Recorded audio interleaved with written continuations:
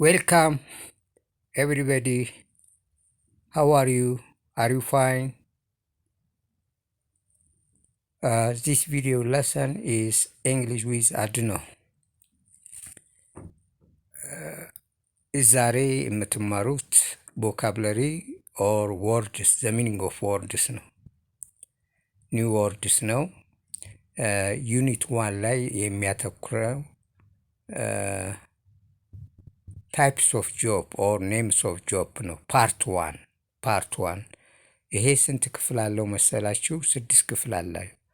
አሁን በዛሬው ዕለት 10 ቃላት ነው የምትማሩት። 10 ቃላት ብቻ።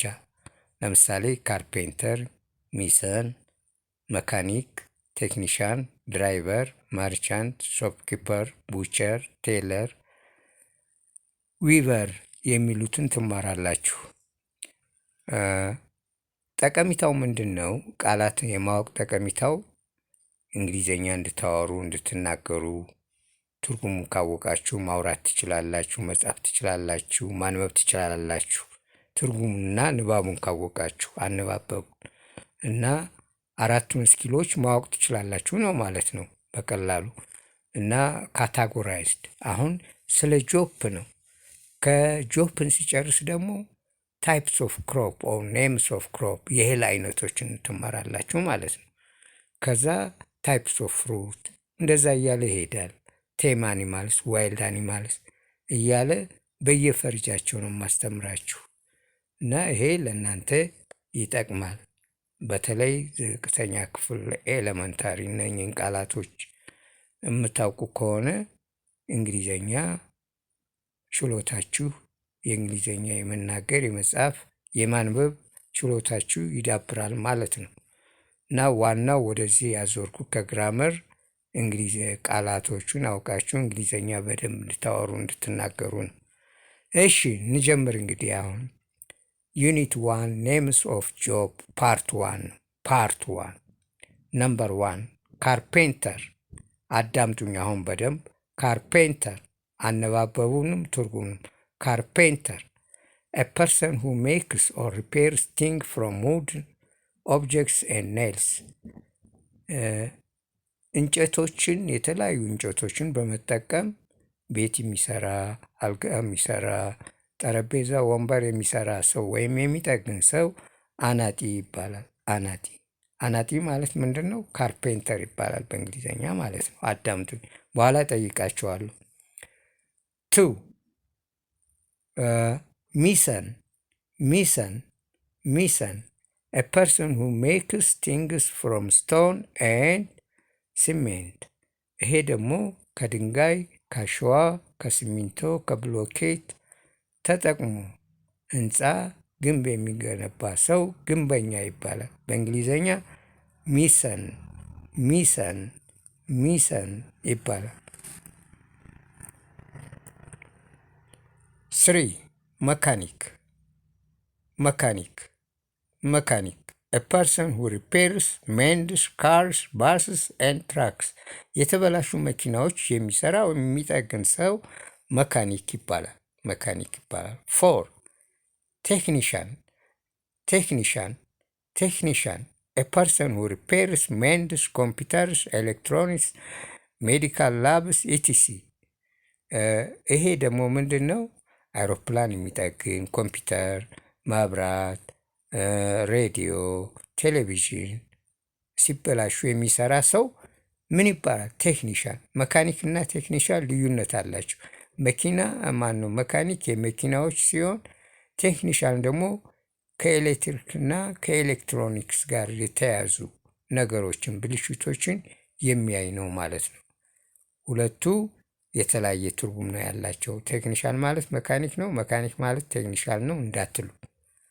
ሁለቱ የተለያየ ትርጉሞች አላቸው። 5 ድራይቨር። ይሄ ቀላል ነው ታውቁታላችሁ። a person who drives car, bus and trucks. መኪና ነጅ ወይም ሹፌር የምንለው ነው። ድራይቨር ይባላል ሲነበብ። 6 መርቻንት a person who buys and sells goods. ነጋዴ ይገዛል፣ ይሸጣል፣ ያተርፋል። በሌላ ስሙ መርቻንት ትሬደር ይባላል። ትሬደር እና መርቻንት አንድ ነው ትርጉማቸው።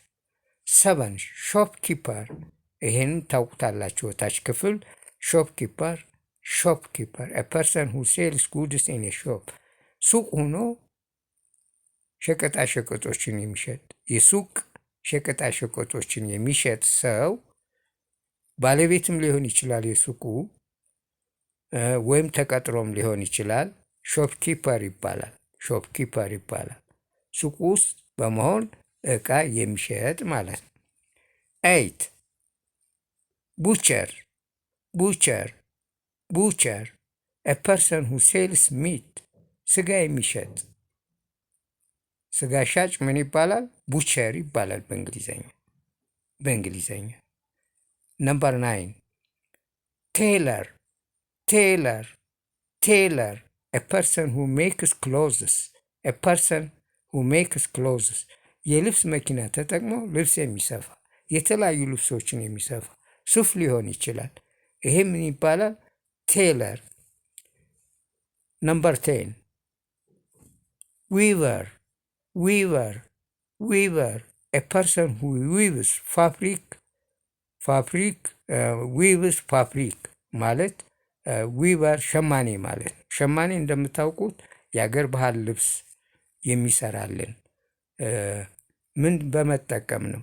ከእንጨት የተሰሩ እቃዎችን በመጠቀም እግሩና እጁን በመጠቀም የአገር ባህል ቀሚስ ሊሆን ይችላል፣ ነጠላ፣ ጋቢ የመሳሰሉትን የሚሰራ ሰው ሸማኔ ይባላል፣ ዊቨር ይባላል በእንግሊዘኛ። ስለዚህ ዛሬ የተማራችሁት ይሄን ይመስላል። እስቲ አርሴማን ልጠይቅሽ፣ ካርፔንተር ማለት ምን ማለት ነው? አናጢ። ጎበዝ አርሴማ። አሁንም ነምበር 2 ኦኬ። ሚሰን ማለት ምን ማለት ነው? ግንበኛ። በጣም ጥሩ። መካኒክ ማለት ምን ማለት ነው?